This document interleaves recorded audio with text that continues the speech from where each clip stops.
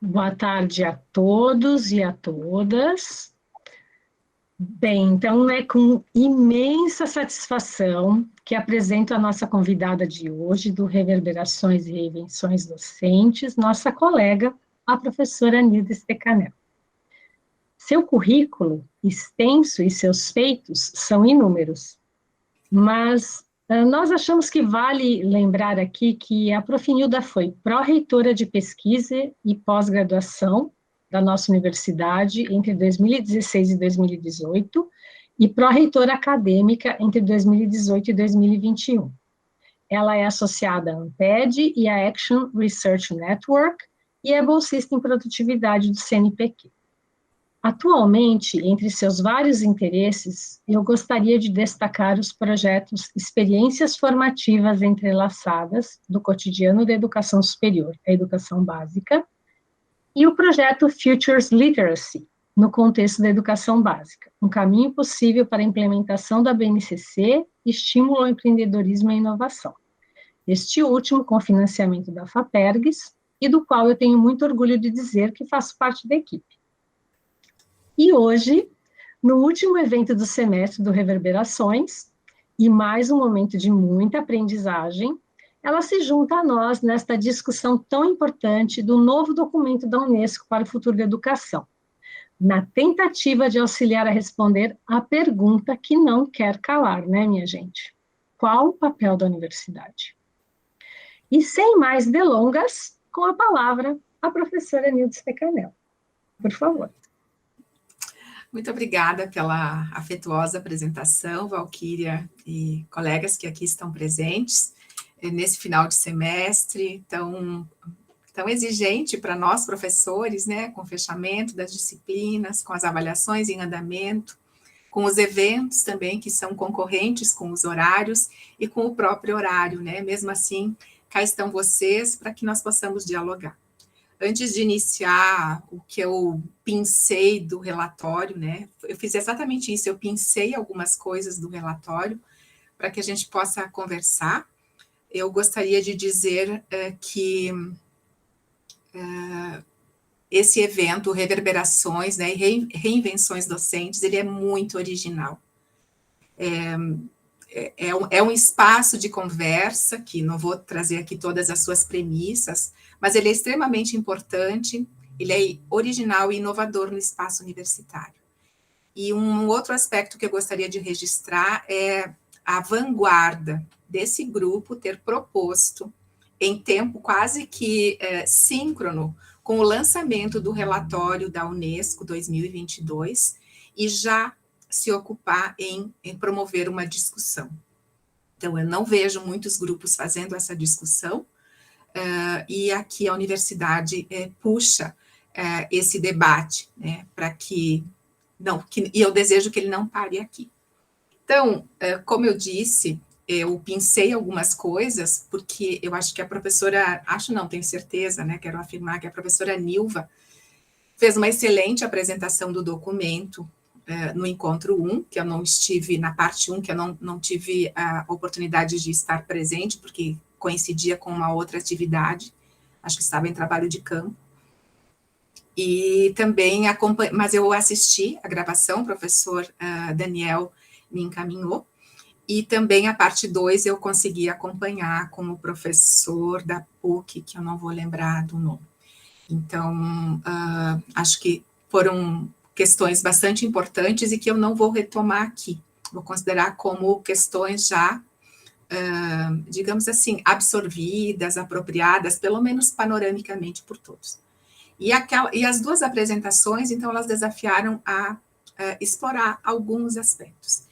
E, por fim, mais um registro que eu me sinto muito honrada de estar aqui com vocês e de vocês terem me chamado para pensar isso, porque nem eu, né, pesquisadora em educação, não tinha entrado em contato ainda com o documento. E falávamos, né, lá no grupo de pesquisa, o quanto é bom estudar, né, pessoal, como é bom estudar. E quando nós temos um desafio de fora, assim, né, que vem, vamos lá, vamos conversar sobre isso, você fica responsável por puxar a conversa, o estudo ganha um sentido, um significado. E eu acho que todo documento, ele também está fazendo esse convite, né, para que nós possamos produzir o significado, né, o nosso significado e os sentidos de estar no mundo, de nos relacionarmos, de trabalharmos, de nos envolvermos com a nossa formação. Então, o título do relatório, ele é fantástico, Reimaginar nossos futuros juntos. E o professor Antônio Nova, numa conversa em outro espaço, ele reitera que, inicialmente, o projeto era para se chamar Juntos, né? A comissão foi composta há 2 anos e ela era chamada a comissão Together. E aí, para pensar o para quê, né? Um novo contrato social para a educação. E aí, acho que vale a pena nós retomarmos, embora eu tenha pensado algumas coisas do relatório, acho que vale a pena retomar alguns excertos. E aqui está o excerto da presidente, né, da Comissão Internacional sobre os Futuros da Educação, a presidente da Etiópia, acho que é Sally Work. E ela diz que a nossa esperança é que as propostas contidas no relatório, o diálogo público e o necessário chamado à ação coletiva sirvam de catalisadores para delinear futuros para a humanidade e para o planeta. Mas não são quaisquer futuros. São futuros que sejam pacíficos, justos e sustentáveis. E nessas 3 últimas palavrinhas estão os 3 eixos, né, em torno dos quais o relatório está organizado, ou ele vai fazendo essa chamada, esse convite, para que todos nós nos sintamos parte dessa responsabilidade, desse compromisso social com a educação. E aí vale retomar que a Unesco, né, nos seus 75 anos de existência, ela tem um contínuo de problematização, de apoios, de ser digamos assim, a grande chamada para os envolvimentos das nações, voltadas especialmente à educação, e aqui na dimensão da educação. Nesses 75 anos, a gente observa, né, que são 3 ciclos, caracterizados mais ou menos por 25 anos de cada um deles. Então, lá em 74, aconteceu o primeiro relatório, foi publicado o primeiro relatório. A comissão se reuniu antes, e produziu o primeiro relatório, que se chama o relatório da Comissão FOR, eu acho que é assim que pronuncia. E ela estava centrada no aprender a ser. É importante sublinhar aqui que os relatórios, eles ganham o nome do presidente ou da presidente da comissão de cada um dos processos reflexivos. O relatório de 97, que foi a comissão Delors, do Jacques Delors, ela teve um chamamento para a educação do século XXI, né, voltado à educação, um tesouro a descobrir. E a comissão Sally Work, ela está fazendo essa chamada agora em 2022 para pensar a educação para os próximos 20 e poucos anos, para 2050, né, que ela já começa hoje, reimaginar nossos futuros juntos, um novo contrato social para a educação. Então, quero dizer que não estou aqui com o propósito de fazer uma exposição, mas de retomar algumas coisas. Então, um outro aspecto para destacar do relatório é a sua ideia matricial, né? Como eu falava antes, essa palavra, né? O que é juntos? E nós podemos conectar ela com outros elementos que o próprio Daniel vem trazendo, e quero dizer que o que aconteceu na abertura do ano, eu acho que foi, né, um belíssimo seminário em que tivemos no último dia a discussão sobre a metacognição, e o Daniel chamava a atenção que a nossa crise, ela é uma crise de relação.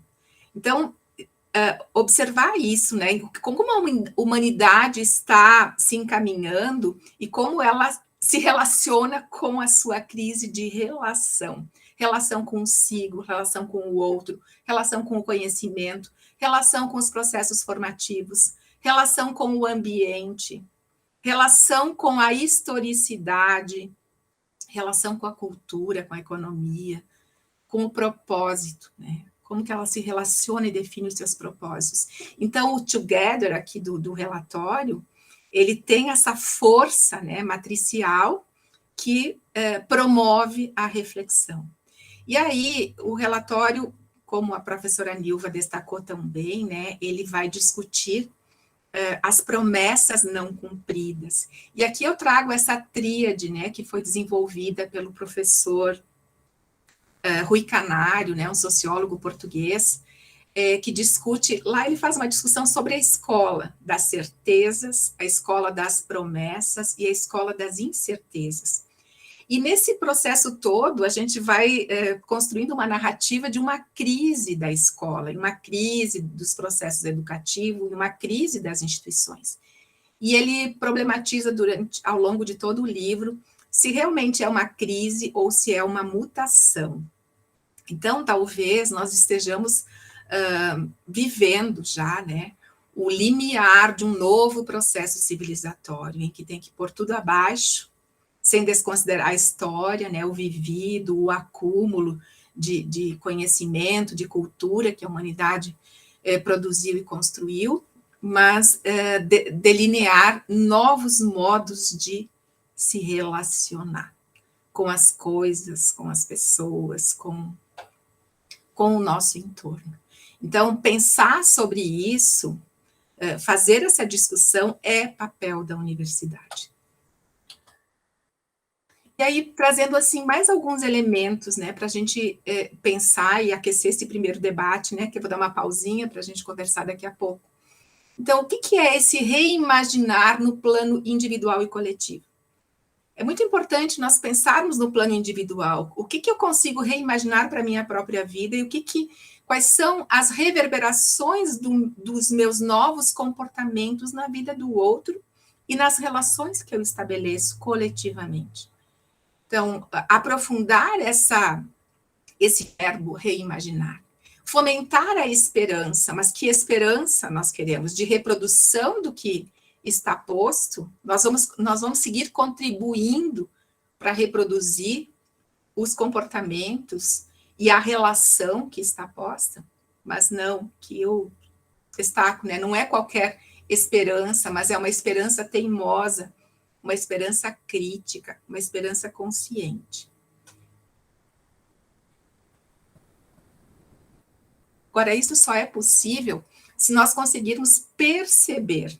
E esse verbo perceber, ele implica em outras relações, porque implica numa sensibilidade, numa subjetividade em olhar, em escutar, em analisar, as relações de interdependência. E o relatório fala em interdependência. E aqui tem um conceito muito, muito importante que Norbert Elias trabalha nos seus textos, né, sobre o processo civilizatório. Porque as relações de interdependência entre a sociedade e os indivíduos, entre os indivíduos e a sociedade, promove essa produção, né, das configurações, que podem ser configurações sociais, como Norbert Elias destaca, mas podem ser configurações institucionais, organizacionais. O modo como nós nos relacionamos com as instituições, por exemplo, produz as instituições. Quando a gente diz, bom, mas a universidade fez isso, mas quem é a universidade? Quem produz a universidade, os seus comportamentos, o seu perfil, a sua matriz identitária? São as pessoas que constroem a universidade. E essa universidade, essa instituição, também constrói as pessoas. Do mesmo modo, essas relações de interdependência, elas acontecem na escola e produzem a configuração escolar. O modo como os estudantes se relacionam com o conhecimento, com o espaço, com os tempos, com a organização curricular dessa escola, produz também essa matriz identitária dessa escola.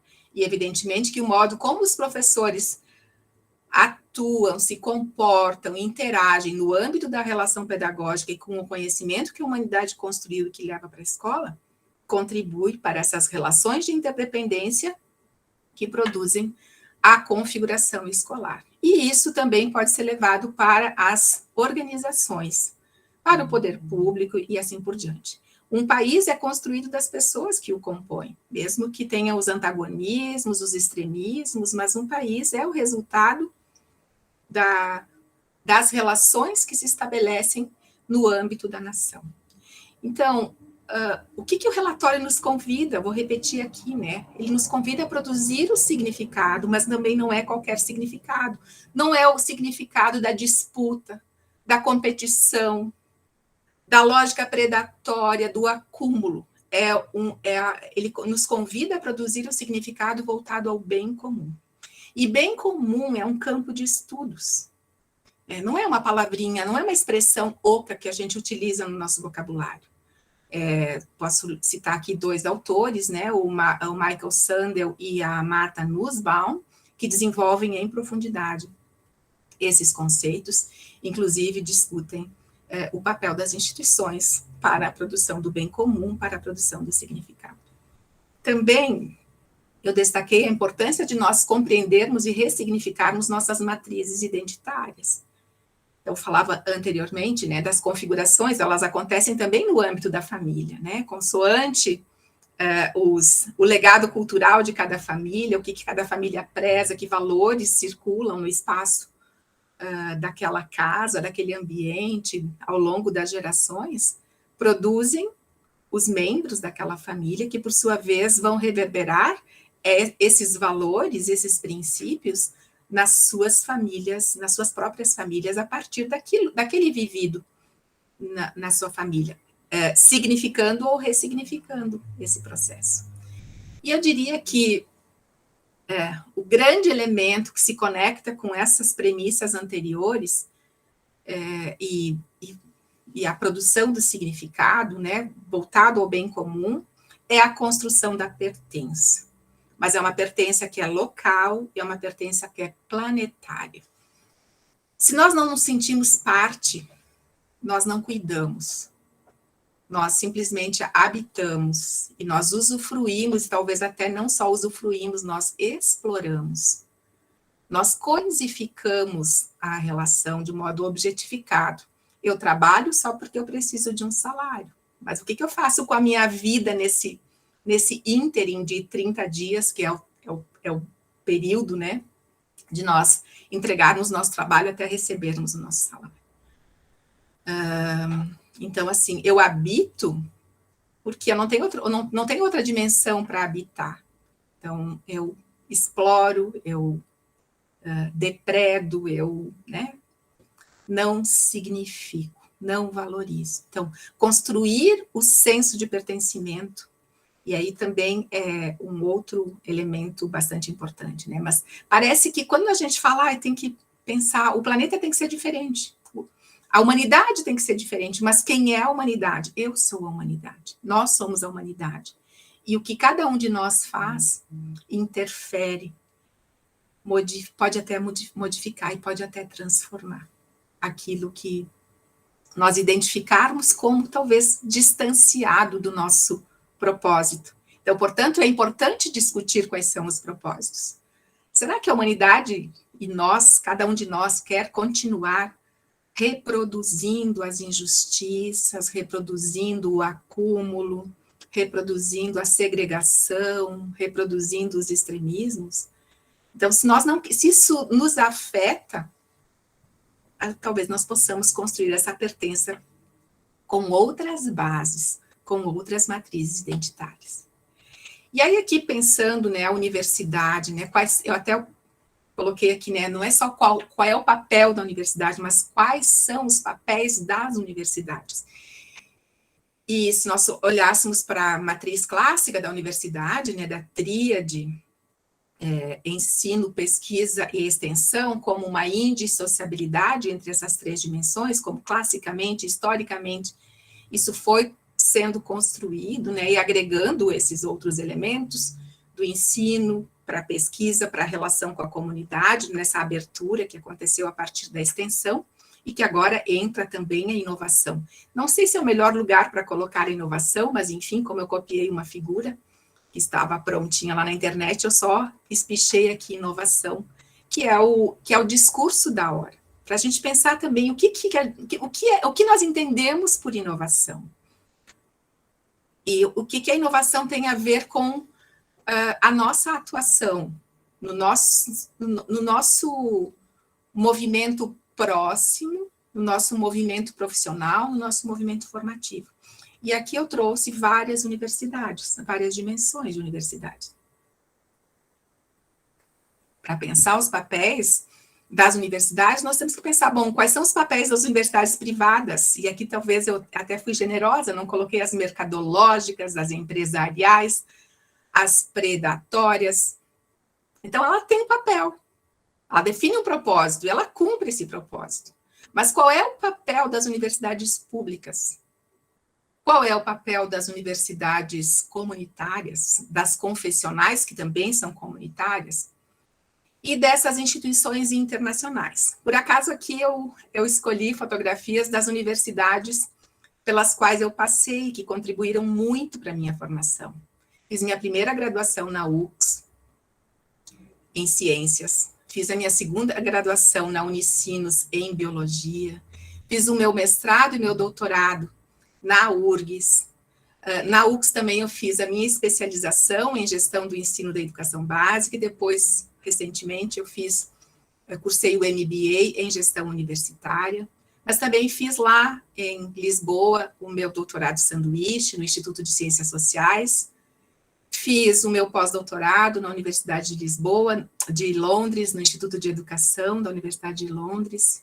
Também, recentemente, fiz uma formação para as pedagogias da inovação lá na Universidade de Ciências Aplicadas da Universidade de Turku. Então, cada uma dessas universidades tem uma matriz identitária e persegue o seu propósito. Então, nós temos que olhar para isso e voltar à pergunta para a identidade de uma universidade comunitária, se nós estivermos pensando em termos de mais próximo de nós. Porque se a gente volta para mais longe, parece que esse compromisso social ele fica longe, fica para as universidades, de um modo genérico, de um modo generalizado.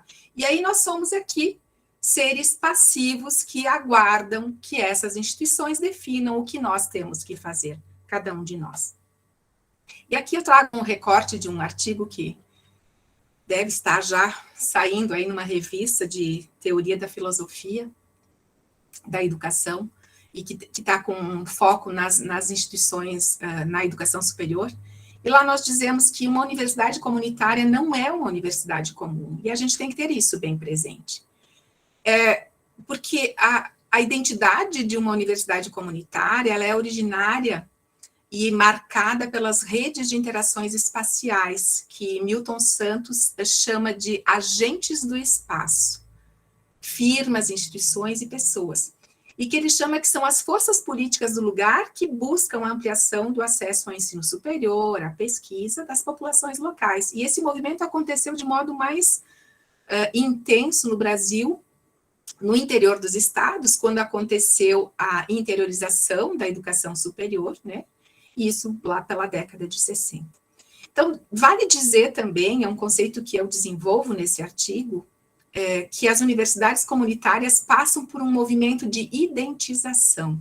Esse termo é cunhado pelo Alberto Melucci, um sociólogo já falecido, né, italiano, psicólogo também, e ele diz que o processo de identização, que é redundante dizer processo, né, porque identização é movimento, não é uma identidade fixa, né, ele requer uma identidade em negociação, pois essas instituições, né, o que eu trago para interpretar um pouco do que a gente vive, elas são originárias das forças de lugar, como é a UX, caracterizadas como instituições de natureza pública não estatal.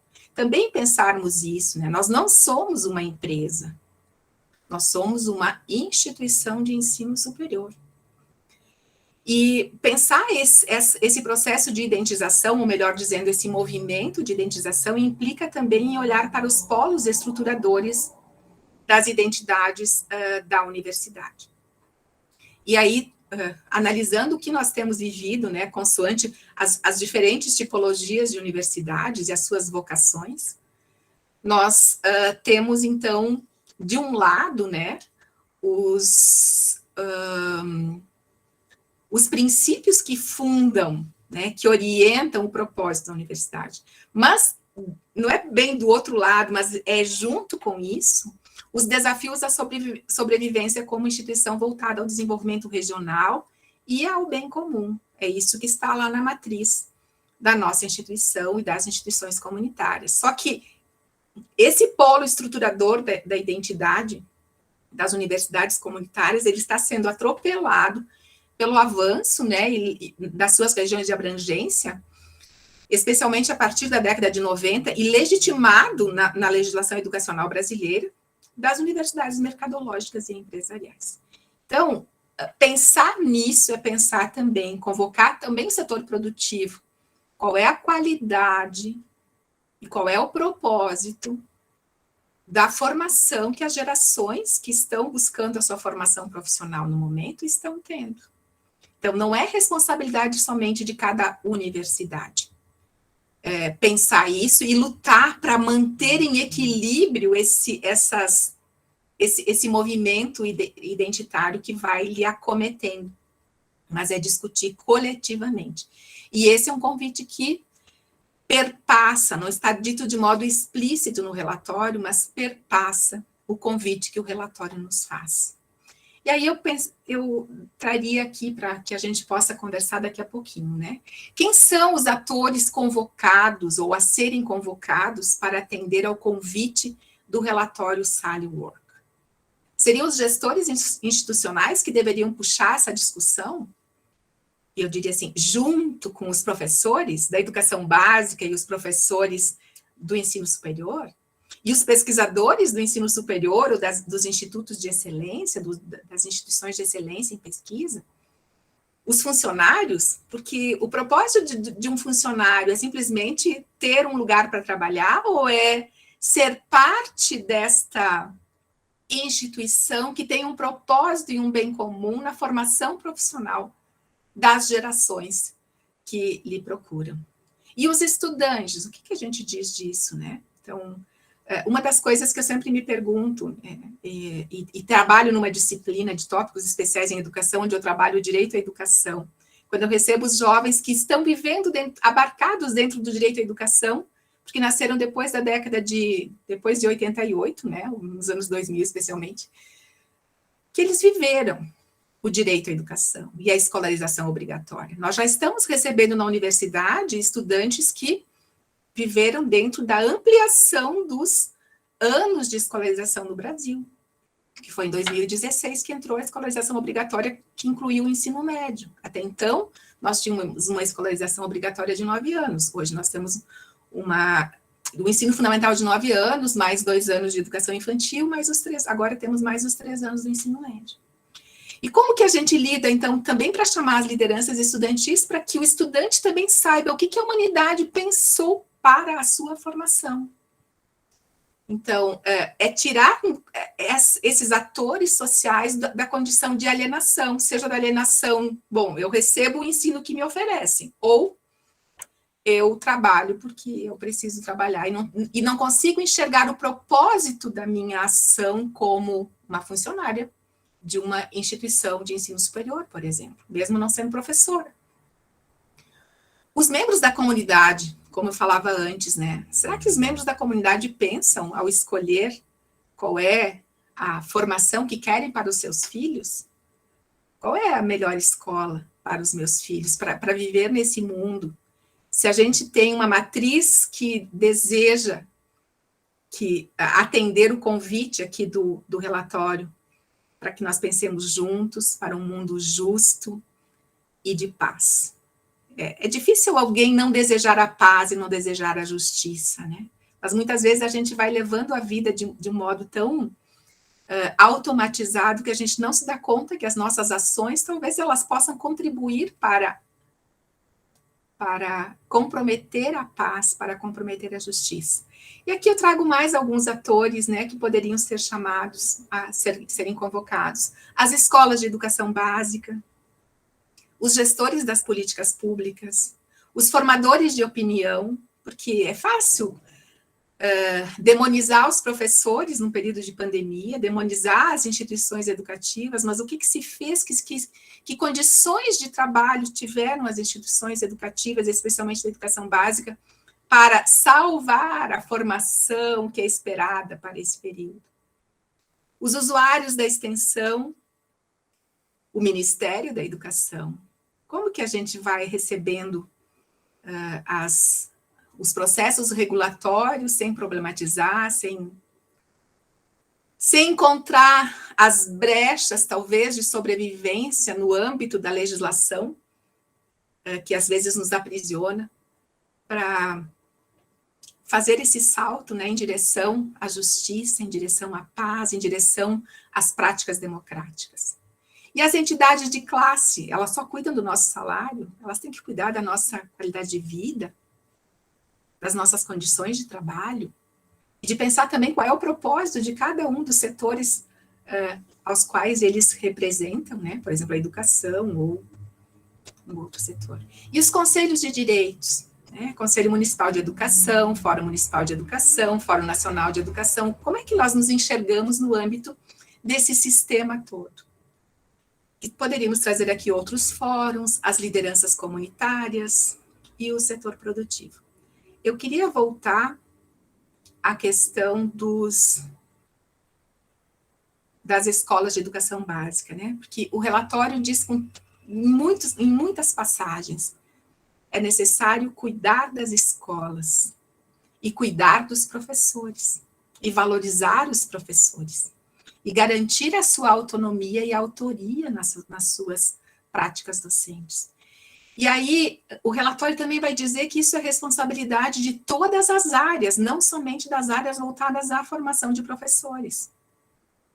Porque nós estamos contribuindo, quer dizer, as gerações que ocupam no presente, mas que ocuparão as funções, elas estão na educação básica, portanto, é responsabilidade de cuidarmos de todas as áreas, para cuidarmos da saúde, para cuidarmos das relações que se estabelecem, para cuidarmos do bem-estar físico, psíquico, enfim, emocional, dessas gerações, e também cuidarmos para que, de modo que esse conhecimento que a humanidade construiu, ele seja assim, ele deve ser transmitido na escola. E a escola é um dos lugares mais democráticos, é uma das formas mais democráticas que a humanidade inventou para a transmissão e para a continuidade dessa transmissão ou socialização do legado que a humanidade construiu. Não são os museus. Não são os museus. É na escola que se tem essa possibilidade, né, que alguns autores chamam de democrática para essa transmissão desse legado. E aí, se nós pensarmos aqui, né, quem são os atores convocados para atender esse convite do relatório, nós temos que pensar quem convoca, quem lidera, quem define o conteúdo da discussão, mas com qual metodologia?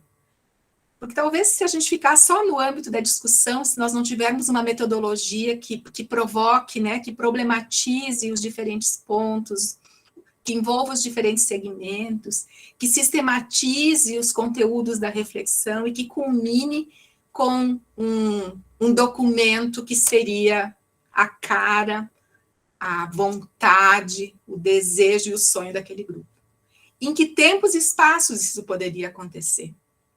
E o produto da reflexão, qual seria? Como é que a gente registra as riquezas que perpassam as narrativas nos meandros dessas discussões? E aí, como monitorar as decisões e os compromissos assumidos pelos grupos envolvidos, né? Pelos atores sociais envolvidos. E aí eu perguntaria, assim, para daqui a pouquinho parar. Segundo nossa identidade de universidade comunitária, para puxar para perto, né? Qual é o papel da UCS nas reverberações e reinvenções emanadas do relatório Unesco 2022? E talvez no âmbito dessa pergunta cada um de nós tivesse que responder. E aqui fica uma provocação, e vejo que tem pessoas aí do design curricular também, e pessoas do NUPRO, e do Sinted, e da instituição como um todo. Em tempos de curricularização da extensão, Seria possível a liderança da Universidade de Caxias do Sul na organização de um grande fórum para conhecer e discutir o relatório da Unesco, para além das 11 pessoas que estão aqui?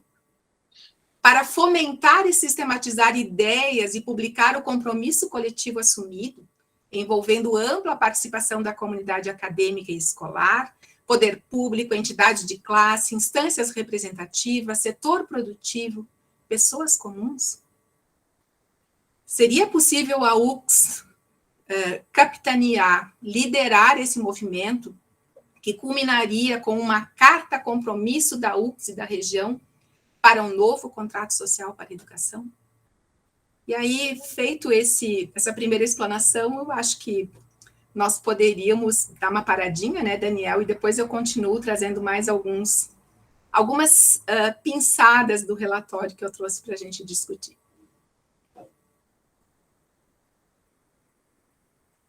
Eu acho que é uma paradinha para a gente respirar, né? Para que a gente reflita um pouco com essa provocação que a Prof. Nilda trouxe agora, extraída da profundidade desse documento, né? A gente já está esse semestre todo, né, falando desse documento, né? E ele vai render com certeza muito mais. Mas, enfim, professora Nilva, por favor. Com uma provocação dessas, eu não consigo, né, Nilda? Eu não consigo ficar calada, não dá. Então, Nilda, na hora que você apresentou aquele slide lá de quem são os atores, né, e aparece ali, os atores são os alunos, é a comunidade, enfim, e são os gestores, né? E eu, nessa provocação, eu digo, sim, nós precisamos assumir esse compromisso de ler em profundidade isso, porque eu fico muito preocupada que, por exemplo, que agora se esteja vislumbrando uma mudança curricular novamente na universidade, se isso ficar à margem de uma discussão sobre este documento, porque ele é um salto qualitativo, sem dúvida nenhuma. Olha, ele fala em aprendizagem colaborativa, ele fala em formação de professores, de nós assumirmos, continuarmos a fazer, a partir da universidade, a formação dos professores do ensino fundamental e médio, porque as escolas não constroem a capacitação para isso, né, a capacidade de gerir isso sozinho, enfim, tem tantos desafios que esse documento nos coloca, né, de sermos cidadãos planetários. Então, me parece que uma gestão de uma universidade, seja qual for, que ficar à margem desse documento, está correndo o risco de deixar questões que são fundamentais para o futuro da universidade no mundo, né, de fora de talvez uma nova mudança curricular e de outras tantas coisas que se está pensando em fazer dentro da universidade. Então, acho que é extremamente importante essa provocação, e eu espero realmente, né, o pessoal do design está aí, coitado do pessoal do design, enfim, mas que leve essa questão, né, enfim, e nós que levemos essa questão para os nossos espaços também, para realmente começar um movimento para que isso se torne realidade, porque é absolutamente necessário. Eu acho que é um risco ficar à margem dessa discussão. E é um risco os gestores universitários não se apropriarem desse documento em profundidade. Não basta uma leitura superficial. A gente tem que ir a fundo, porque são muitos aspectos postos aqui que são desafiadores, que significam investimento em qualidade, que significa valorização do professor, que significa democratização dos espaços dentro da universidade. Nós estamos falando de universidade, mas na educação como um todo. Enfim, são desafios que, se ficarmos à margem, eu acho que há um risco muito grande de não participarmos da possível virada, né, que esse documento pode trazer na educação mundial. Obrigada, Nilva. Eu acho que é isso, né? Mas também que não fique só na mão dos gestores, né? Então, acho que todos esses atores, eles precisam ser envolvidos. Eu diria assim, os estudantes precisam saber e precisam refletir sobre o que está sendo pensado em termos de educação para os próximos 27 anos, 28 anos, né, até 2050, mas isso não é para acontecer, como você dizia no primeiro encontro, em 2050, é para começar agora. Então, é necessário que se defina uma metodologia, se assim for digamos assim, o desejo de promover essa discussão.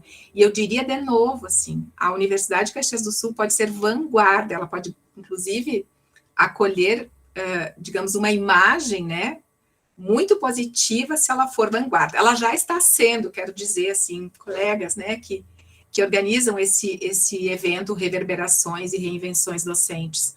Isso já é vanguarda, né, porque eu não acompanhei outros grupos, pelo menos na região, discutindo o relatório.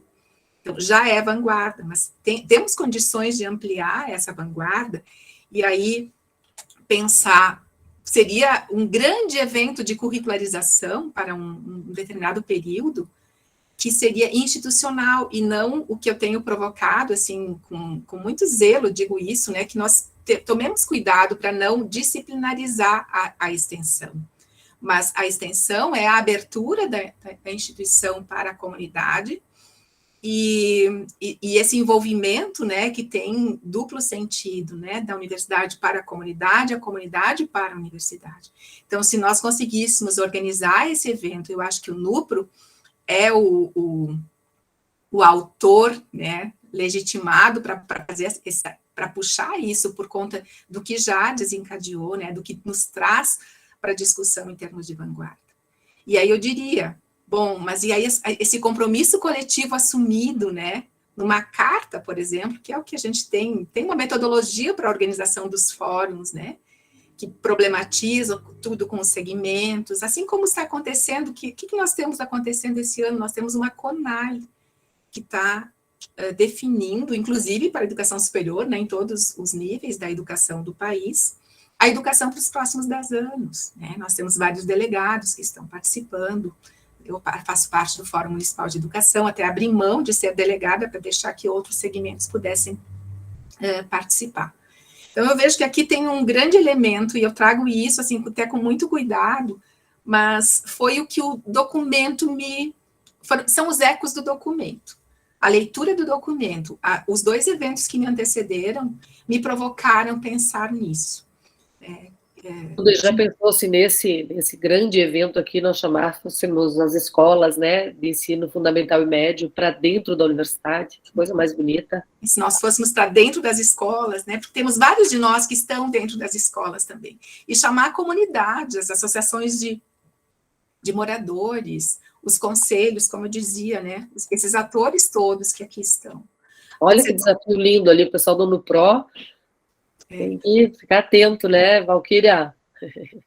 Ana? No setor produtivo, porque é isso, né? Não basta desejar receber um funcionário com altas habilidades e competências se eu não contribuo e não me envolvo com isso, e também não contribuo com as condições para que isso aconteça. Eu uso o exemplo mais comum do que eu vivi na escola por 33 anos. As mães não conseguiam chegar na escola a tempo para receber as avaliações, o desempenho, conversar com os professores sobre o desempenho dos seus filhos, porque a empresa não liberava.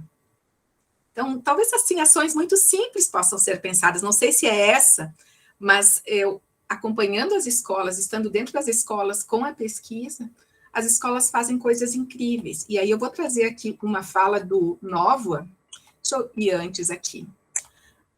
Bom, eu acho que eu não vou adiantar, não. Eu vou na minha sequência que eu chego lá. Mas, enfim, vou repetir, sim. O Nóvoa disse que não temos que inventar mais nada de novo, nós já inventamos quase tudo.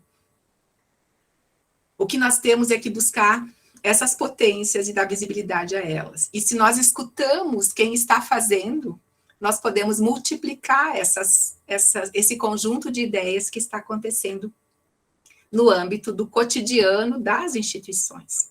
Lá na escola, pode estar acontecendo lá no sindicato, lá na associação de moradores, lá no clube de mães, tem um conjunto de coisas acontecendo. E o relatório, embora ele acolha que a educação não escolar, ela é uma dimensão da educação, ela é importante, ela acontece em todos os espaços, o território educativo, ele está na nossa legislação, está lá na Declaração Universal dos Direitos Humanos, embora implicitamente, mas o convite para esse relatório é que a gente cuide da escola e dos professores. Essa dimensão da educação, ela é extremamente importante. porque as promessas não foram cumpridas, ainda nós temos sérios problemas de acesso, de permanência, de sucesso, de avanço, de transições para os níveis mais elevados de formação. E aí, se a gente pensar, indo assim para uma outra dimensão de discussão, né, nós temos que trazer alguns conceitos bem importantes, né, e não podemos esquecer esse conceito, essa concepção da educação como um ato político. E a educação como um ato político nos convida a pensar certo. O que é pensar certo? Essa é uma expressão freiriana que está lá em Pedagogia da Autonomia. Pensar certo é pensar sobre. E o pensar sobre é todo o processo de reflexão sobre a ação que nos promove outra reflexão, que vai nos movimentar para uma nova ação.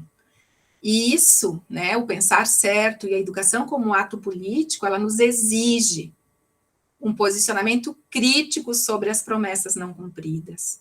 Mas se eu não paro para pensar, mas afinal de contas, o que é que não foi cumprido? Meu filho está na escola, mas vamos olhar nas dimensões mais amplas, em escala.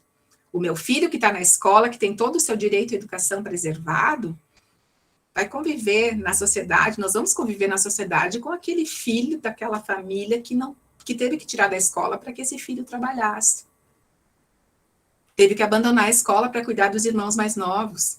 Então, essas coisas, elas parecem que estão longe, parece que é lá na África que está acontecendo isso, né? Porque, enfim, por toda a pobreza que se tem em alguns países da África. Mas não é lá. É aqui, pertinho de nós. Eu nunca vou esquecer que eu defendi a minha dissertação de mestrado em 2002. E eu desenvolvi num bairro periférico aqui da cidade. E tem fotografias. E eu mostrei para uma colega que não está mais na universidade a dissertação. Ela disse, nossa, onde é que é isso? Foram fotografias que eu fiz. Então, assim, nós estamos aqui, mas a gente não conhece o que é a vida cotidiana das nossas cidades, da nossa região, de onde vêm os nossos estudantes. Então, essa concepção de educação como um ato político evoca competências para reimaginar. Então, é sair do perto, por isso que eu fui trazendo assim, bom, mas que universidade, né? Então, assim, parece que é lá longe que tem que fazer, a guerra está lá na Ucrânia, né? Mas a gente se dá conta que isso está nos afetando, então as relações de interdependência nos afetam porque nós somos parte dessa configuração social. Então, essas competências de reimaginar, por quê, como, o que, onde, quando nós aprendemos, né? E aí, pensar também quais são os conteúdos da aprendizagem segundo as diferentes áreas, os diferentes níveis de formação e as diferentes profissões que se quer conquistar. Mas também essa concepção de educação como ato político, ela desafia a pensar. Vejam que eu sublinhei os verbos, né? Exige, evoca, desafia a pensar. Para quê? Para quem e com quem nós ensinamos e aprendemos. E isso não é só lá para a escola, mas é aqui na universidade também. E demanda originalidade, autonomia e autoria. Então, se nós não temos esse pensamento crítico, reflexivo, entendemos a educação como um ato político, nós não teremos originalidade, porque nós vamos fazer o que os outros querem que a gente faça. Nós não teremos autonomia, porque nós vamos fazer o que os outros pensaram para nós fazermos. E nós não teremos autoria, porque nós seremos meros executores. Talvez esse seja o propósito de alguns, digamos assim, grandes gestores do país. Mas nós temos uma esperança teimosa e a gente não quer que essas coisas aconteçam e nem queremos isso para os nossos estudantes. Eu não quero isso para o meu neto, não quero isso para as minhas filhas. E mais do que a conquista do sucesso profissional com a conquista do diploma, eu tenho escutado os jovens, e os jovens da universidade. Agora, né, na tese eu escutei os jovens lá da escola, agora eu tenho escutado os jovens da universidade. Não é o sucesso profissional que está no ponto de chegada, mas a realização profissional. Semana passada eu fiz 2 entrevistas com jovens, e a terceira rodada de entrevistas com jovens universitários, e eles abandonaram estágios que eles estavam fazendo, um outro com emprego de carteira assinada, porque eles não estavam se realizando naquilo. E eles estão querendo fazer bem feito. É incrível a gente olhar para isso, né? Eu acho que ainda nós temos muitos jovens que querem o acúmulo, muitos. Mas nós também temos aí uma geração que está voltada, talvez, ao bem comum e ao senso de realização. Então, esses 4 pilares aqui poderíamos trazer muitos outros na conversa, né? Mas eles se complementam. E parece acho que a gente fica um pouco capenga se a gente não tiver todos eles aqui alinhados. E aí, o Antônio Novo também, ele vai dizer, num comentário que ele fez sobre o próprio relatório, que não basta nós definirmos as dinâmicas de colaboração. E é isso, né? O juntos, né? O together, implica na cooperação, no aprender a trabalhar juntos, na troca, na aceitação da interação e da invasão do outro naquilo que eu produzo. Por exemplo, eu, quando leio os textos dos meus alunos, eu peço licença para fazer a invasão, porque eu invado o texto. Eu invado a produção, assim, com todo o respeito.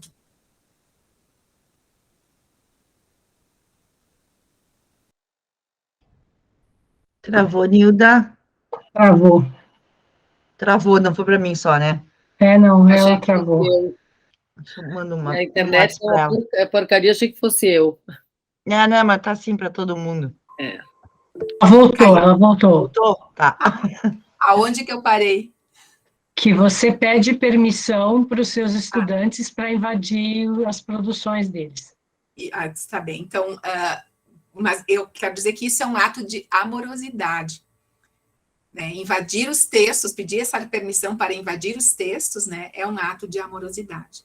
Então, a dimensão de colaboração, né, de novo, a pertença, é ter parte, é se sentir responsável. Aquele texto, por exemplo, que vai ser publicado, ele tem também a minha autoria nas entrelinhas. E não é porque eu vou me expor, mas é porque é o desejo de ajudar a construir esse sujeito, esse trabalho, essa pesquisa. E aí o Antônio Novo refere isso, né, que não basta nós definirmos as dinâmicas de colaboração, nós temos que criar os espaços concretos de deliberação, de decisão. E aí, pensar a universidade, né, como um laboratório privilegiado para o exercício das práticas democráticas, para o fomento ao pensamento crítico reflexivo, para a análise permanente das crises globais, para o acesso à informação e produção de conhecimento, né? Porque nós não podemos nos conformar só com a oportunização do acesso à informação, do conhecimento aos nossos estudantes universitários, mas sim a produção do conhecimento, ao acolhimento da diversidade e respeito às diferenças. Porque se nós não discutirmos esses aspectos, né, vinculados à diversidade na universidade, as diferenças não serão respeitadas nos espaços da rua, do transporte coletivo, e nem do chão da fábrica, e nem do chão da escola. A escola é um espaço privilegiado de convivência e de múltiplos letramentos, inclusive o letramento político, o letramento crítico, o letramento científico, o letramento cultural, o letramento emocional. E os professores são atores sociais, porque são reflexivos e pesquisadores de suas práticas, porque senão nós vamos virar dadores de aula. E se nós nos conformarmos em sermos dadores de aula, desculpem a expressão, um instituto qualquer aí vai fazer um material todo enfeitado, que é simplesmente a gente apertar um botão e as nossas aulas, o processo reflexivo de convivência vai ser desconsiderado. Nós temos que ser autores das nossas práticas docentes. E temos que refletir sobre as nossas práticas, mesmo que não tenhamos horas de pesquisa. Mas todo professor universitário é um professor. deveria ser um professor pesquisador, no mínimo da sua prática. E todo professor da educação básica também deveria ser formado para ser um professor pesquisador de sua prática. E os professores, como atores sociais, precisam estar engajados com a categoria e com o ofício docente. Muitas vezes a gente deixa para os nossos representantes lutarem por nós, e nós não lutamos, aí a gente se conforma com o que chega. E também legitimados e valorizados em sua contribuição social e pedagógica na construção da sociedade. E aqui eu não estou falando dos professores das licenciaturas. Todos nós que escolhemos estar na universidade, precisamos, como atores sociais, nos sentirmos e atuarmos como legitimados ou com legitimação e nos sentirmos valorizados com a contribuição pedagógica, porque todos nós temos uma contribuição pedagógica na construção da sociedade.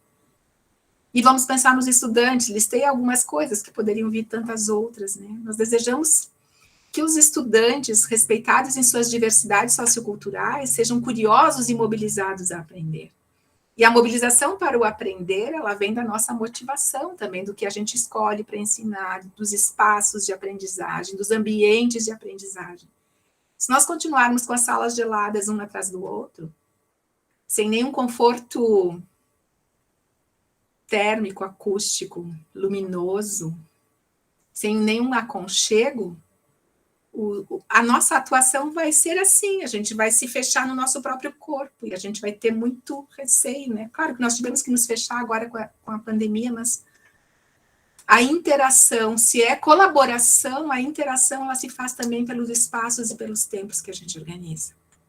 E os estudantes, né, se forem respeitados em suas diversidades culturais, também podem desenvolver as suas consciências, né, éticas, sociais, técnicas, tanto no período da formação quanto no da atuação profissional.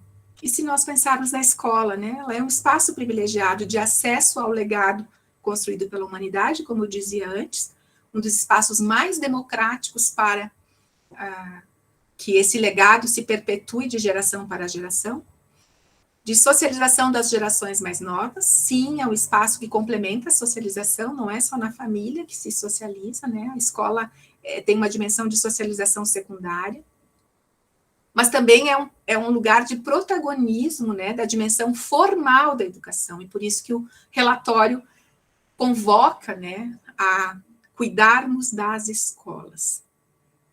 E também é um espaço de construção de cidadania, porque, enfim, é nesse lugar que os corpos também vão respeitar as regras, vão aprender a conviver com o outro, vão se socializar num espaço mais alargado do que o espaço da família e da casa.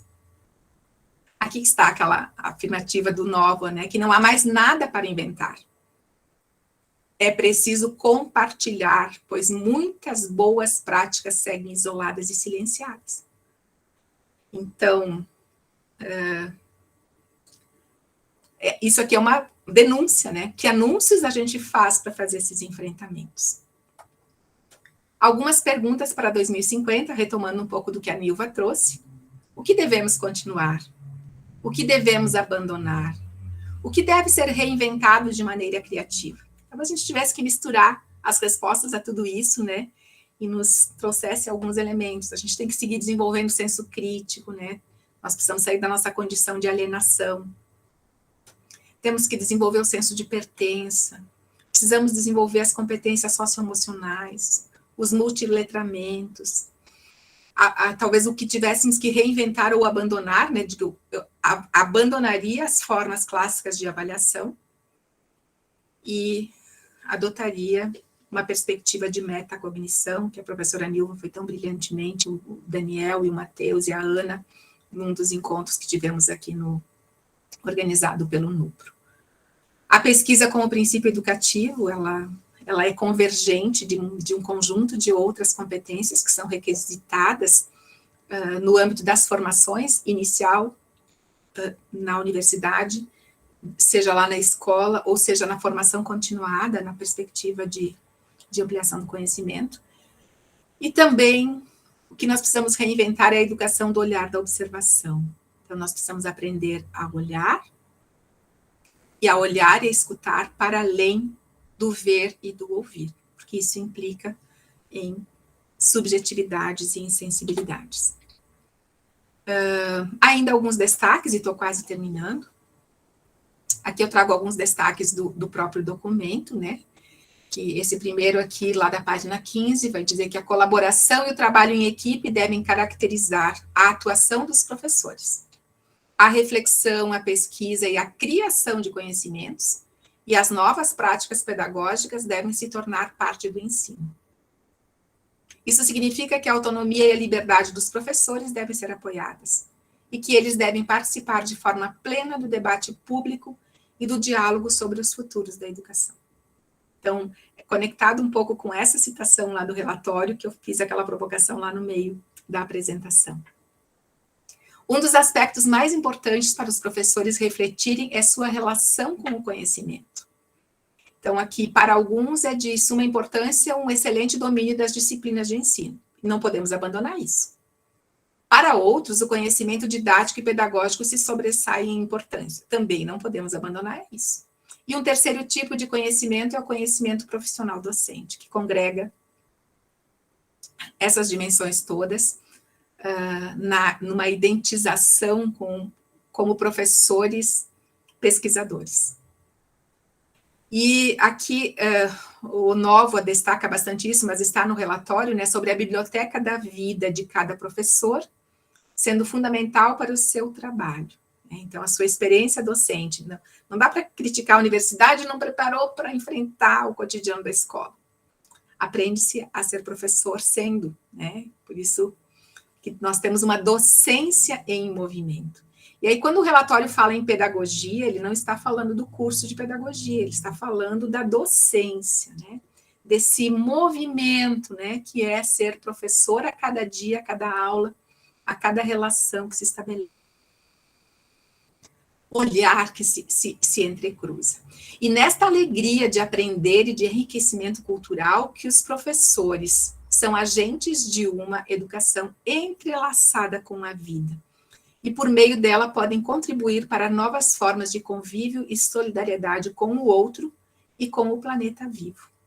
Então, toda a questão da sustentabilidade que tem a ver com a vida no planeta. E vou trazer aqui uma citação do professor César Nunes, que esteve conosco no evento Pandemias, né, Educação em Pandemias, que aconteceu terça e quarta-feira, lá no PPG Edu.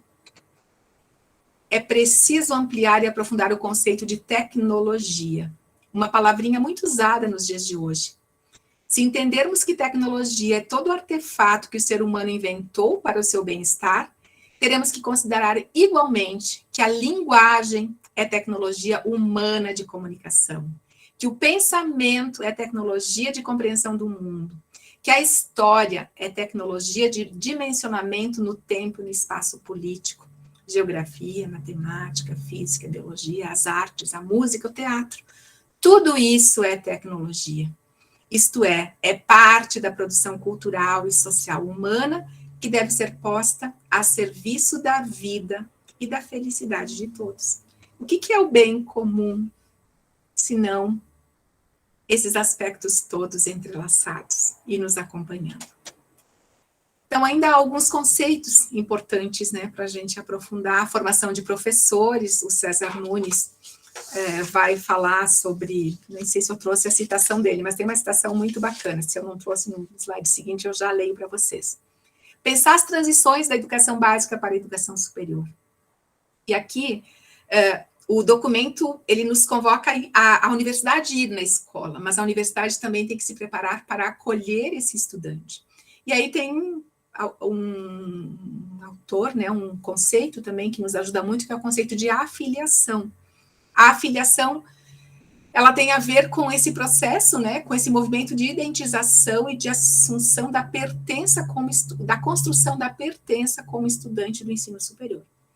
O Coulon vai dizer que temos a afiliação institucional e a afiliação intelectual. Então, esse processo de aprender a fazer a matrícula, a circular, a saber quem é o professor, ela vai acontecendo, ela dura nos primeiros semestres, mas se nós tivermos uma pedagogia da afiliação, talvez a gente possa minimizar esse sofrimento e possa minimizar também o abandono, né, dos nossos estudantes no ensino superior.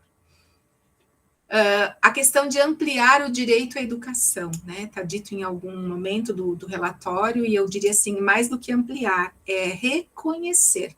O direito à educação está posto na Declaração Universal dos Direitos Humanos, na nossa Constituição, que se reverbera na nossa Lei de Diretrizes e Bases, e também está posto lá na BNCC. E em outras legislações, nas diretrizes curriculares nacionais, enfim. Mas é necessário que esse direito seja reconhecido com as condições adequadas para o exercício da docência e para o viver a trajetória escolar e universitária. O bem comum, a vida humana boa, né? Que são conceitos que a Martha Nussbaum e o Michael Sandel desenvolvem, e discutir os futuros da educação. Também aí tem vários grupos, né, que estão se ocupando a estudar os futuros, e caberia uma discussão mais aprofundada para a gente fazer. E aqui para pensar. Deixa eu ver se eu botei tudo. Não, aqui. Então, o que o César Nunes vai falar sobre a capacitação de professores, né? Vou para a citação número 2 aqui, né? Ele diz que supera-se hoje o conceito de reciclagem, de capacitação, de treinamento. São palavras que nós temos que banir do nosso vocabulário. De inspirações porque são de inspirações empiristas, pontuais, pragmáticas e banais. Reconhecemos, sim, a necessidade de uma esclarecida proposta de formação inicial, articulada, fundamentada, integrando teoria e prática, e também de uma formação permanente, prática, de atualização, de formação continuada, que se estende por toda a vida profissional dos docentes. Por isso, o nosso senso de inacabamento, né? Nós não somos, nós estamos sendo, é o que nos diz Paulo Freire. E aí o César Nunes vai nos dizer: professor não se recicla, educador não se capacita, educadores e professores não se treinam.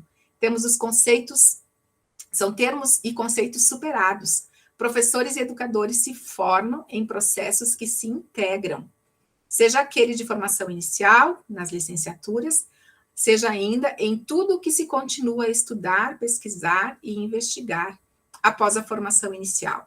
O exigente e necessário processo de formação continuada.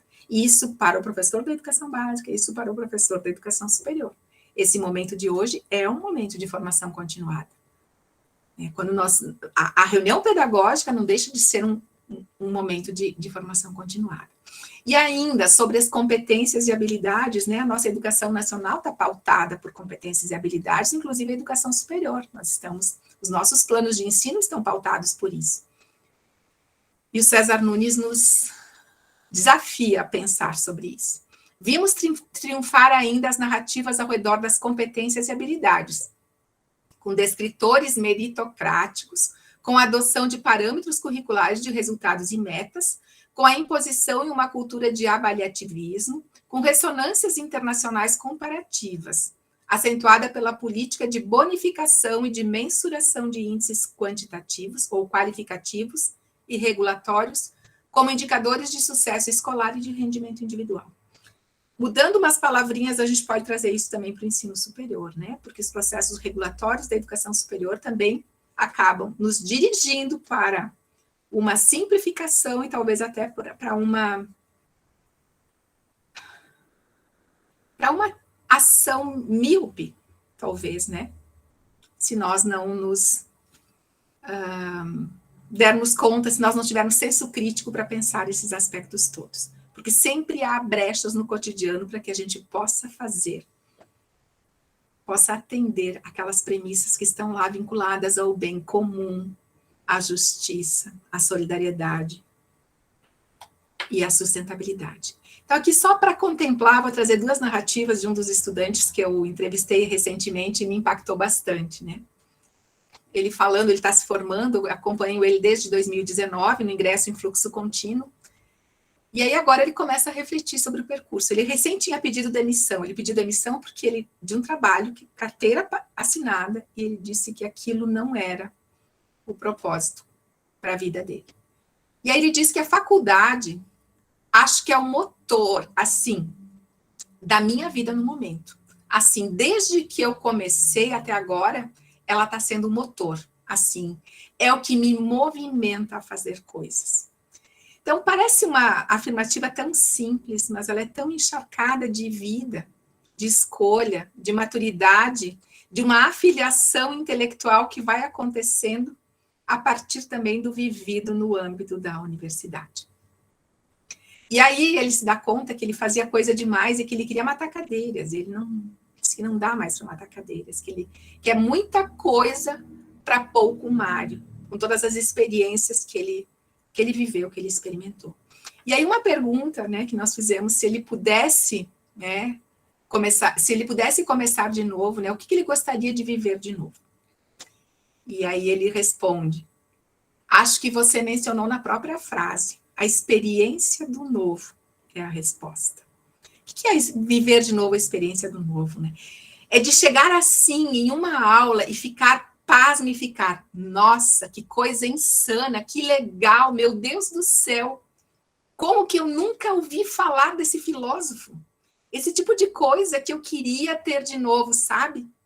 Agora, a maioria das aulas que eu vou, eu fico, então quem falou isso foi Kant, e eu sei o que ele falou. Mas essa aqui, quem falou isso foi... também sei. Daí começou um momento que, eu estou tendo mais assim, eu estou, né? Mas nada me chega e dá um, assim, soco na barriga que me faz ficar. Meu Deus do céu, que impactante. Nada mais está fazendo isso comigo agora no meu curso. Então, gente, isso... me emocionou muito quando eu escutei, porque nós continuarmos com essa expectativa, com a curiosidade alimentada. Então, de que modo que a gente, em nós, podemos continuar com essa curiosidade, com essa inquietação de buscar, de ter o senso de realização, de fazer o melhor, de ter as melhores escolhas para aquele momento.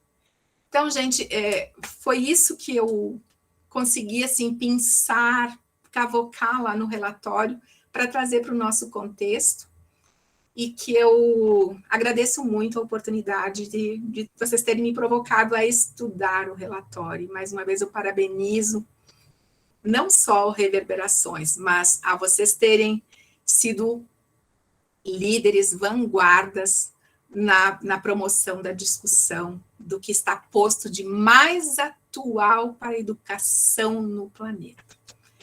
Muito obrigada e que nós sigamos nos nutrindo de experiência teimosa. Eu acho que, vou me antecipar aqui um pouco para ocupar o espaço mesmo, né? Eu acho que a gente tem muito a agradecer, né, mesmo a tua presença, Nilda, né?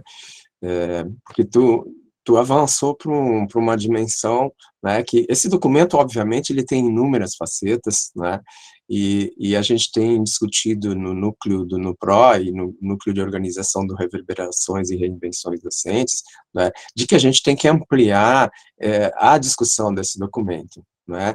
Eu acho que é uma ótima oportunidade da universidade se reposicionar em relação a vários aspectos, né. E deixa eu só colocar um pouquinho, assim, e aproveitar também já agradecendo a ti, né, agradecer também as pessoas que estiveram nesse semestre, né, porque a gente começou lá no primeiro evento desse semestre, a gente começou a entrar na provocação desse documento com a professora Eduarda Guiring, da Unicinos, né, que ela veio falar de fake news, né, que a fake news está imbricada, né, com esse documento, né, porque é um processo de desconstrução do pós-moderno que a gente está vivendo, né. Aí depois a gente trouxe o Clóvis Eduardo Maliverne da Silveira, que é nosso professor da UX, né, trazendo também um outro universo que hoje a gente nem pôde tocar, né, que está dentro do documento, que é a questão ambiental, né, porque o documento ele traz 3 grandes universos, né, e um deles é essa questão ambiental, né, fora essa questão tecnológica, a questão de relacionamento com o outro, né. Então o Clóvis veio nos falar disso, e aí a gente entrou propriamente no documento, quando a gente trouxe a Prof. Nilva, que está aqui hoje, né, e ela nos fez uma bela apresentação de toda a estrutura desse documento, né, colocando a todos, né, a possibilidade de se aproximar, não é, da grande estrutura e profundidade que é esse documento. Tá? E aí, na sequência, veio o João Batista Harris, da PUC, né, que muitos de vocês conhecem, né? Ele dentro do documento, ele trouxe um aspecto mais já de abordagem pedagógica de algumas possibilidades, né, que se encerravam dentro de práticas possíveis, né, sugeridas ali pelo documento. Né? E hoje a gente encerra lindamente com uma provocação ainda maior, né, que é essa de continuidade que está fermentando um pouco já dentro do nosso ambiente, né, e agora ganha um impulso maior. Né? Isso é muito bom. Agora, o impulso é sempre uma questão assim, né? E eu sempre me remeto a outros momentos históricos em que o nosso processo civilizatório, há aproximadamente 100 anos, passou por uma condição muito parecida com o que a gente está passando hoje, né? De grande provocação de mudança tecnológica, de processo de produção, industrialização. Né? Naquele momento, né, o que aconteceu? A gente tomou conhecimento de grandes inovações pedagógicas, né? Foi a época do surgimento, né? Piaget, Montessori, Dewey, depois a Bauhaus, Vauquetemas se organizaram, né? Waldorf também, é tudo dessa época, né? Eles sofreram com a mudança tecnológica, mas reagiram, né? Então, o que nós faremos hoje na dimensão pedagógica, né, frente a todas as mudanças, que numa ou outra instância são muito semelhantes das que aconteceram 100 anos atrás com a Revolução Industrial. Né? Hoje nós vivemos uma outra revolução, né, que é a revolução do mundo digital. Né? Somos açoitados por isso. Né? Mas muito interessante a tua colocação dos atores, né? Eu só não gostei do número ali que tu colocou, né, que deu 17 atores, né? Enfim, né? Mas podiam ser muito mais, né? Mas tu não gosta de 17? Não sei porquê, me deu uma coisa aqui agora, não é? Mas, enfim, não é? Desculpa, viu? Não é? Mas tem uma questão que eu acho que é bem importante, né, que é a compreensão de todos esses atores, né, de que a gente não está passando por uma crise. Né? Porque crise pressupõe o quê? Crise pressupõe uma volta à normalidade. Né? É a manutenção da normose. Né? E a gente não vai voltar. Né? A gente está frente a uma mutação. Né? Aquelas mutações lá que o Fritjof Capra falava lá nos anos 80 e que todo mundo lia e ninguém entendia, né? Elas estão acontecendo agora, né? O ponto de mutação é agora, né? Então, no momento que a gente trata o que está acontecendo como uma mutação e não uma crise, né, a importância muda de valor. Né? Quer dizer, todos esses atores, no momento que eles perceberem de que nós não estamos perante uma crise, mas estamos sim frente a uma mudança, né, de mutação, né, de transformação. Né? Quer dizer, tem várias conexões ocultas, né, usando uma frase do próprio Capra, né, que começam a fazer algum sentido, né, e que podem nos levar a uma condição de mutação de fato. Né. Então, acho que no momento é difícil sensibilizar, né, todos esses atores de que, de fato, nós estamos vivendo uma condição de transformação, de uma mutação, né? E que novos modelos pedagógicos talvez venham surgir, assim como surgiram há 100 anos atrás, né? Se adaptando à condição, né? Não quero contrapor as ideias do Novo, né? Mas tudo já foi feito, tudo já foi construído, né? Mas também é preciso que novos livros entrem para dentro da academia, que já estão circulando, né? Esses livros já existem, né? Mas ainda não fazem parte das bibliografias, né, aceitas em grande dimensão dentro do mundo acadêmico. Né? Isso faz parte, né, dessa interação de atores que eu acho que colocaste muito bem, Nilda. Né? A gente lembrar, enfim, né, a construção, né, desse mundo possível e esse acordo, né, em educação, né, ele envolve tudo, né? Ele é completamente sistêmico. Né? E se não for, não tem por que acontecer, e aí não vai ser mutação, né? A gente vai ficar tentando resolver uma crisezinha, né? Uma marolinha, né? para não lembrar de outros momentos da nossa história, né? Mas eu acho que ficou super bem isso, né? Eu não quero me alongar, porque eu sou capaz de ficar falando mais um bocado, né? E quero agradecer, essencialmente, né, essa condição. Lembrando, né, que isso aqui vai ficar gravado, né? Que também quero aproveitar, desculpa, eu estava esquecendo, que a nossa pró-reitora, ela entrou em contato comigo dizendo que agradecia muito o convite, estava muito feliz desse momento estar acontecendo, né, e valoriza muito esse evento, né, o Reverberações, né, mas ela hoje à tarde está com outro compromisso e não poderia vir, né, e ela estende também o agradecimento a todos os participantes deste semestre que eu acabei já citando, né. Obrigado. Valquíria.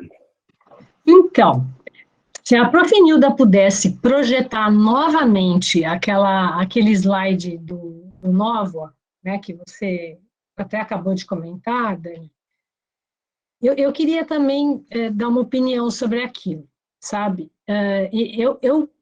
Vamos dizer assim, eu concordo muito com ele, tá? Mas eu acho que o que acontece é que nós, professores, eu vou colocar assim, né? Não estou dizendo nós, esse grupo que está aqui, nós todos, nós temos realmente uma certa resistência a estudar, a aprender coisas novas. Muitos de nós chegam no ponto e acreditam que estão prontos, que está tudo feito, que nós não precisamos fazer mais nada. Ou seja, do mesmo jeito que ele fala que está tudo feito, tem gente que acha que está tudo feito para si e não vai atrás de aprender tudo o que já está feito. Né? Então, eu queria muito, Prof. Nilda, se fosse possível projetar de novo, porque eu não consegui fazer a captura de tela na hora, e eu queria colocá-la no nosso grupo do Esquadrão Sinted, essa lâmina. E eu acho ela muito significativa, né? Eu acho que a pior coisa que existe é que a gente está pronto, né? Não tem maior ignorância do que se achar pronto, se achar perfeito, se achar,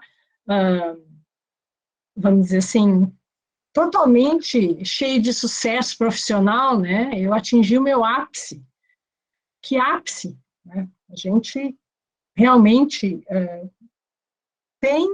pode aprender o tempo todo, né? Obrigada, eu vou fazer um print de tela, que eu acho que ele merece, muito agradecida. E eu acho que na universidade nós precisamos sim, o NUPRO tem uma função importantíssima, as ações dele, o Reverberações e Reinvenções, que a gente tem a nossa esperança teimosa de arrastar mais gente para ele, né? Não é fácil. Agora, provavelmente, eu acho que, inclusive, a gente tem que pensar muito o último mês de cada semestre, porque a maioria dos nossos professores estão em bancas de TCC. Então, é uma judiação, né? Porque talvez se esse encontro tivesse sido feito 15, 20 dias atrás, a gente tivesse um pouco mais de pessoas. O problema não é a audiência, mas sim de pessoas que também estão querendo aprender mais, que também acreditam que estão em eterno processo de se fazer professor, né? Então, eu acho que a gente precisa sempre trazer isso, né? De que o professor precisa viver em eterno processo de formação. Também não gosto de treinamento, também não gosto de capacitação. Acho que, né, treinamento é para, sei lá, né, cachorro de gestão, que está aprendendo a sentar e ganha balinha, né? Então, eu acho assim, ó, a gente precisa insistir muito nisso. E eu acho que o Reverberações, eu não lembro exatamente como é que foi que ele surgiu, mas eu acho que surgiu lá conosco em alguma das nossas conversas, eu não consigo me lembrar do momento, né? Mas eu lembro que um grupo se assanhou e resolveu abraçar a causa. E ele está aí, né? Já 3 anos completos, e eu vejo que ele cada vez mais está amadurecendo, né, no seu papel de realmente trazer assuntos importantes, e dessa vez eu acho que a gente matou a pau quando, pensando, né, o tema, nós concluímos que o relatório da Unesco era o tema para o semestre. Então, eu acho que nós somos muito felizes, o Daniel trouxe o relatório para o grupo, né? Depois eu consegui ele em português, um tempo bom depois eu consegui ele em português, mas nisso a gente já tinha resolvido que era o assunto, tanto que a querida Danilva andou um tempo se batendo com ele em inglês, né? A primeira rodada de estudos da Nilva foi ali, ó, foi no inglês. Mas, enfim, é isso daí. A gente persevera, a gente não desiste, né? A gente reverbera, reinventa, e eu acho que é por aí mesmo, tá? Então, Prof. Nilda, muito obrigada mais uma vez. A Nilva, que deu o chute inicial ali no relatório, e todo mundo por estar aqui, né? Firme, com certeza com 1 milhão de coisas para fazer, mas aprendendo mais uma vez, todo mundo junto, tá? Muito obrigada. Valquíria, o Reverberações nasceu das inquietações do Daniel e das provocações que ele nos fazia a cada reunião do núcleo, de que nós estávamos capacitando, entre aspas, que nós estávamos mais voltados para instrumentalizar e ensinar a fazer coisas do que a trazer questões para pensar. A partir dessa provocação, sim, que aí o grupo se mobilizou, né, e acreditou nessa proposta, que inclusive o próprio nome, né, Dani, veio da tua cabeça. Tem que reconhecer, porque realmente o Daniel, nesse tempo, ele foi primordial, tá? Aliás, o Daniel, para nomear as coisas, ele é a Ele é pessoa ótimo. mais incrível, né? Ele é o pai, Olha, ele é o pai de todas as crianças. Lúdicos e lúcidos, enfim, e aí outras tantas denominações, porque marcam, né? E esse termo especificamente lembra muito você, Nilda, que trazia esse termo muito nas suas falas quando tu estavas como corretora. E isso reverberou em nós também, né? Tanto que agora virou um título de uma das coisas mais importantes, talvez, que a gente tenha neste momento na universidade como espaço de pensamento, de reflexão. Obrigada, Nilva. Obrigada, gente. Eu acho que só talvez contextualizar um pouquinho, bem rapidinho aqui com a Valquíria, que eu acho que a gente pode ter duas leituras do que o Nóvoa disse, né? Eu acho que ele não está dizendo que nós não temos que seguir criando, mas o que ele está dizendo é que existe muita coisa bacana acontecendo que fica silenciada. E eu acho que no âmbito da universidade também nós temos muita coisa bacana acontecendo que fica silenciada. E eu adoraria, assim, que essa provocação feita, né, reverbere mesmo, que a gente não pare por aqui em relação a esse documento, mas que seja a UX e não outra instituição a fazer urgentemente essa puxada para discutir o relatório com toda a comunidade, não só acadêmica, mas também a comunidade externa. Então, acho que é isso. E em termos de formação, nós temos o Freire que vai nos falar, né, que nós temos a consciência do inacabamento. E para isso nós precisamos ter humildade para reconhecer que nós não estamos prontos, que nós não somos e estamos sendo. E tem uma dissertação que eu orientei que é maravilhosa. Ela olha para a educação básica, mas ela batiza a docência em movimento, que é isso, né? Nós estamos sempre nos formando, nos constituindo como professores, mas temos a nossa biblioteca da vida, que o Nóvoa refere, né? Que é a nossa cultura, que são os nossos princípios que nos acompanham. Eles são nossos, mas eles são pessoais, mas eles também são coletivos, porque esse grupo não está aqui por acaso, né? Esse grupo está aqui porque tem um elemento comum que articula esse grupo.